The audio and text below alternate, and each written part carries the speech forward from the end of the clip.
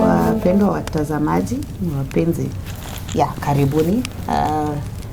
Today we are so blessed. Yes, you're so blessed. And I hope you guys are fine and you're blessed as well, just as we are. And in this show today, I am the blessed one. I am having two wonderful gentlemen here. Na karibu tuwakaribisha. I just want to wish all our fathers a happy Father's Day. We've been celebrating you and we want to celebrate you. And on that note, happy Father's Day to you. Thank you. I don't know Father's Day. Yeah, karibu Alfie. Thank you. We are back. We are continuing. Yeah, tunaendelea na safari. Tunaendelea. Well, so today is a new... It is newness and continuation all together. Yeah. As we are saying, happy Father's Day. Yes, happy Father's Day. Very good. Leo tuna celebrate our fathers. You're very important people in our lives. Na lazima tuwa celebrate. Na leo ni siku yenu ya kudiscuss about your issues. Na vile tumesema it's a Father's Day, tukaribisha one of our fathers. Karibu. Asante sana. Hapa nipo on fire. Feel at home. Thank you. Yes. Tunaenda kudiscuss our issues concerning our fathers. Na tuko na mgeni wetu. Naomba ajitambulishe. Introduce by the. Oh, mimi nilijiintroduce. Oh, ulibaki na jina yangu. Tabi ulibaki na jina yangu. Wewe kwani unataka kujiintroduce? Haya, jiintroduce. Alfie kama kawaida. Yes. My name is Liki Kimani. A husband, a father and a businessman. Wamesikia hizo zote? I hope wamesikia. Na wameandika notes mahali. Unajua kuna father, husband, businessman. Na kuna father. Sio? Yuko father. Hiyo ndio hapo. Tumeanzia hapo. Hapo. Karibu a father. Mr. Liki. Yeah. Tunaendelea? Yes, so kwa sababu leo tumeamua ni fathers. So what are we looking at? We are going to look at issues concerning fathers, and we've been discussing about stress. Yes, we've been talking about stress. We've been talking about self-awareness. Self-awareness. We've been talking about self-confidence. We talked about self-confidence, and we had talked about mental issues. Yes. Yeah, so our discussion will just revolve around that, but our focus mainly is on men. Yes. Yeah. How men handle stress. Tuanzie hapo. How they handle stress.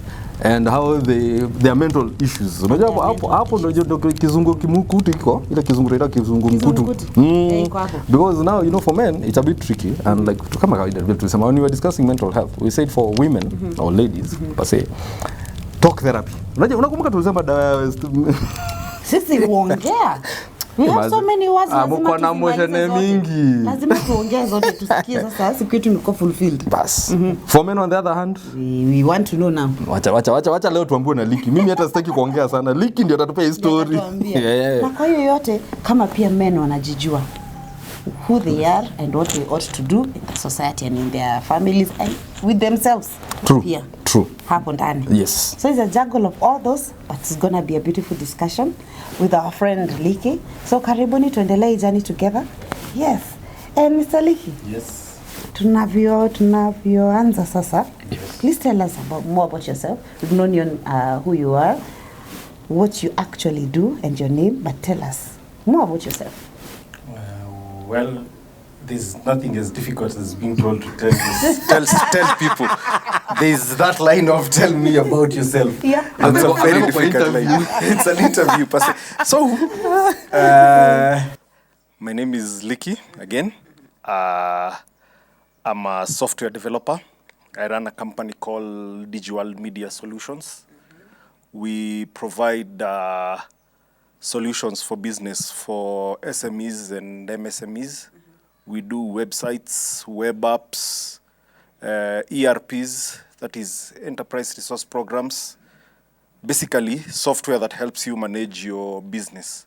So we give solutions for that. We also do bulk SMS systems, integrations for businesses.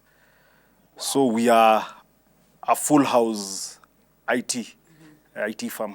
So we provide, it's called full stack development from end to end. Yes.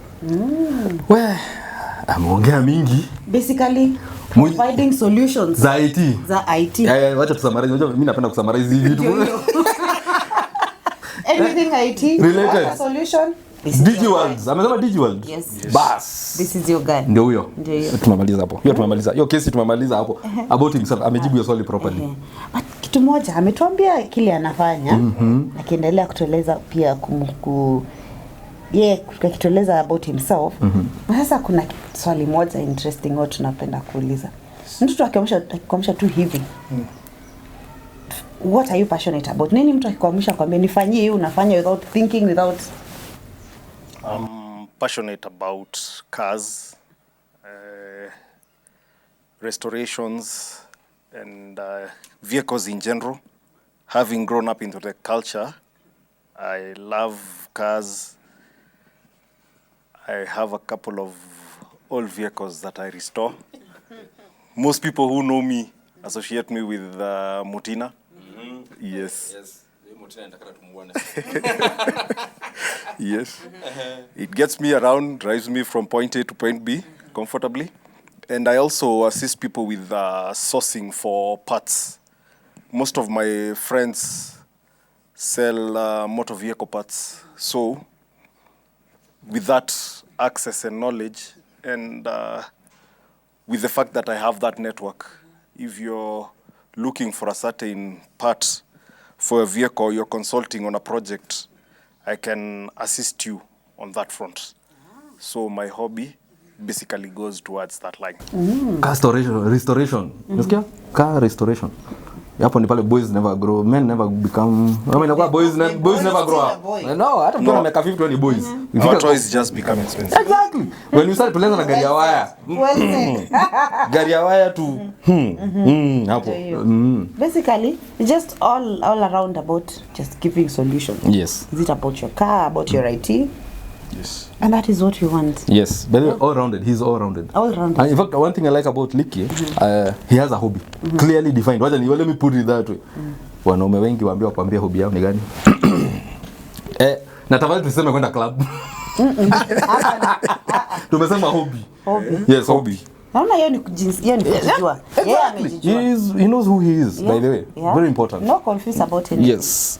And that is what we want in our men. Yes. So, tabi umenirushia macho sawa. Licky now, let me kulenga. Nimeenda kwa Wacha hata nikunywe kahawa niweze kujibu hiyo. Now, Licky, I'm looking at it this way. I'm going to take you back. Yes. Actually, mimi ndaenda kwa office. Me, I'll not take Licky home. Me, I'll take Licky back to the office. Being IT solution based. Challenges, kamsharage, I know is loaded. Now, how do you handle challenges? Wacha tuanzie hapo. Let me start from that point. How do you handle challenges? Because considering IT is a diverse field, and then considering what you've said you do, it's from almost A to Z. Yes. So how do you handle challenges considering they are diverse? Let me start from there. Okay. Well, first of all, challenges come with the territory because you're giving people custom solutions. It's not something it's not a off-the-shelf solution. Yes. You're coding something for somebody, you're giving them a solution. So along the way, there will be challenges. Mostly, it's meeting the client's expectations. That is where the challenge is. So to cope with it, you have first of all to understand where the client is coming from. And also, you have to know the limitations of whatever the client is wanting. Because one thing I've come to learn in this line of work, somebody will tell you, hiyo tu si ni kuandika hivi na inafanyika. So you have to explain to them, this one is not physically possible, or this is not. So you have to manage, it's called people management. And if there's something that is stressful, is managing people. In fact, that's what I wanted actually to come to, because when you're dealing with these particular challenges, like you've said, at the end of the day, you're handling people. Yes. Now, that is your stressor. Yes. I was waiting for you to bring up your stressor. Yes. Your stressor is how to handle people. Yes. Yeah. Assuming I'll find your client. Yes. Mimi nataka unitengeneze system inanitolea gari hapa ninaiona ndio hii, and then gari yangu ipotele katikati ya system. You have to handle my stress. You're managing both your own stress and anxiety, and at the same time, you're managing the clients. Yes. And be as it may, sometimes you find the client wants the solution, wants it, the timeline is not feasible. I want this, I want it now. You know, the problem with Kenyans is, I want this, I want now. Another challenge usually happens when you're, say, installing a software for a business. So somebody there's a scenario I came upon. You have to explain to an old man why he is paying you 70,000 shillings, and yet you did not come with anything other than a flash drive. So, now, you have to be able to come down to their level and explain to him systematically why he is doing that, because the son is the one who was procuring. But now mzee came and asked, why am I paying for this? Kwa nini nalipa hii? They talk very nicely. Kwa nini nalipa hii? Na umekuja na nini? Umekuja umesimama. So you have now again to explain to him. And then there are those customers who will rush you, and they want a solution, and they want it right then and there. And whatever they want takes probably a month to create. Yes. So that is the kind of stress you get in this kind of job. A kind of job. People management. Yes. Sorry. So your stress goes up, stress creases when you're trying to understand how they are and trying to explain to them what you do and what they will get. That is when pressure creases. It comes with the territory. Yes, that is where the pressure increases. And at times you find that the level of understanding of people is different. So there's somebody you will explain. Basically, there are three demographics. Gen Zs and millennials don't have much of a problem explaining to them this concept, but the Gen Xers, now that is where the problem mostly lies. Explaining to them simple things, it becomes a problem, and sometimes customers tend to be very nasty. Yeah, they will tell you something that will get to you, because sometimes they will ask you, when you join in nini unafanya? And you know that one now is, you've tried to explain to him. They don't understand. So part of it is that way. So now, we are still on stress. How do you debrief? Because now I'm assuming you've had this client. Tumesema kama huyo mzee, umekuja umesimama dakika 5, alafu unanitisha 70,000. And then you're looking at you've done maybe a 1 month's job. It's a 1 month's job, 30 days you've done it. Umemalizana nayo ndio hii. Product ndio hii. Wewe unataka pesa. Mzee amekwambia umesimama dakika 5. Unamlipisha 70,000. So at the end of the day, how do you debrief? Because at the end of the day, I think your stress levels are usually, I would say, abnormal. For lack of a better word, I say it's abnormal. Ukitoka kwa mzee. Yeah. How do you debrief? How do you calm down? There's something called detachment. Detachment in the sense that mostly, once you get home, most men have this habit. Once you get into the compound, you park the vehicle, you turn the vehicle off, you just stay in the car for like 10 minutes. Nothing, you just enjoy the solitude and the quietness, the nothingness, basically. What you mean is the nothingness? No, just ask you. What are you doing in the car? No, you just stay in the car. The phone is, maybe after you're not on the phone, you just stay, debrief, and then now when you come out of the car, it's Licky, the businessman who was handling stress, is left in the car. Now, I'm dad and husband when I get home. When you get home. Yes. Tabi amekuwa dad na husband, please. Yes. Amekuwa dad na husband sasa. Sasa. Deal na yeye. To deal na sasa from there. From there. Yeah. Yes, amekuwa dad na husband. Now, you said about now that debriefing, yes. And it raises a question in me. Do men get mental illnesses? Men do get mental illnesses, and basically, men are quite susceptible to that because of the way it's both nature and nurture. As we come up, men are basically taught to bottle up their emotions. Bottle it up, handle it. You're a man, you can handle it. So most men never have a way of handling stress. They end up having a coping mechanism. Coping mechanism is basically the easiest coping mechanism is escapism. That is why men are susceptible to addictions. Because you find once the stress levels, you did not properly manage the stress levels at work, and then you come home, and then ordinarily the home environment sometimes there are triggers. So if you did not manage your stress levels well, you will react at home in a way that is not normal per se, because you tend to snap over things. And you know, sometimes women generally, they have, what do we call it? Men are linear in thinking. Men are very simple creatures. But women tend to overthink mostly. You find that your wife will ask you a simple question. Like, is this dress okay? Now, how is this dress? Yes. Okay is never a good answer. It's never an enough answer. And, story. Okay. Okay. One word.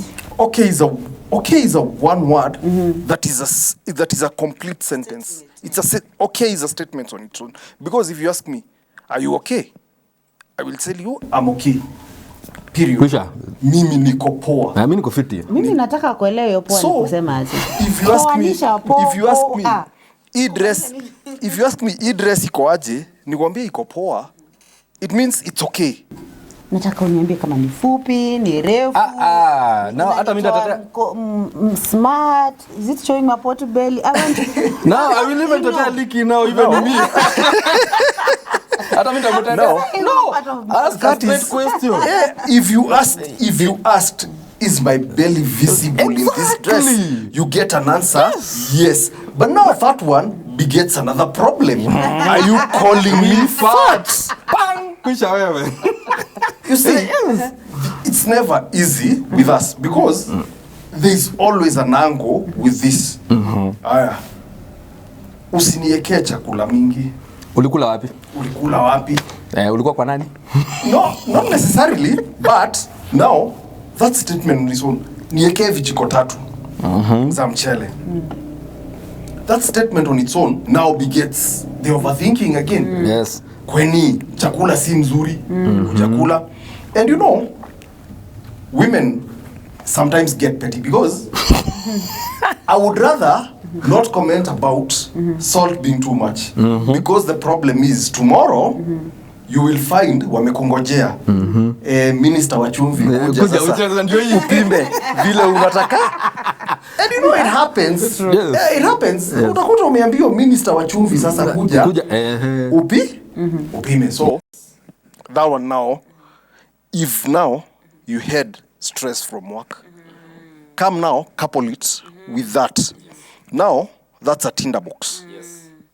Because now you did not debrief. You've had stress from work, customers who don't pay, some don't answer the phone, deadlines from work. Sometimes maybe you have a loan somewhere, you're getting calls, you have obligations to meet. So coupled with that, now you add this. At home. Now, that's a trigger. That's why you find most men will linger around in bars instead of going home, because they know at home, eco stress. And sometimes it's not stress per se. It's just misconceptions, misunderstandings, and some things that can be ironed out. Depends on also how you relate with your spouse. Yes. Where? Summarize it. Amebeana story yote. Summarize it. Yes. But so, yeah, just go on. Yeah, just go on. Yes. So if men don't know how, don't have that part of debriefing, and every other thing at home is a trigger to the other, they can get a mental illness pole without even them realizing. Yes. And the first manifestation of a mental illness to me would be the reaction. There's nothing. Yes. And it manifests itself in either violence or withdrawal. And, mostly withdrawal usually is the first sign. You will find that the man tends to avoid any conversation that could lead down the rabbit hole of, and then they will deliberately assume you. You will be in the kitchen asking a question. He heard you the first time, but he will keep quiet. Hatajibu. So you ask again, and that time is and that's it. Not that he didn't hear you the first time or the second time, but he's deliberately ignoring you. Or sometimes men tend to zone out. Yes. If the yapping gets too much, you just zone out. You don't hear the noise. You're in a different place. She will be especially if she is nagging, you tend to zone out. But then again, I say it boils down to the relationship. So the first sign of mental illness usually is withdrawal, anger issues. Anger issues do lead to violence. Yes. And also something else, addiction.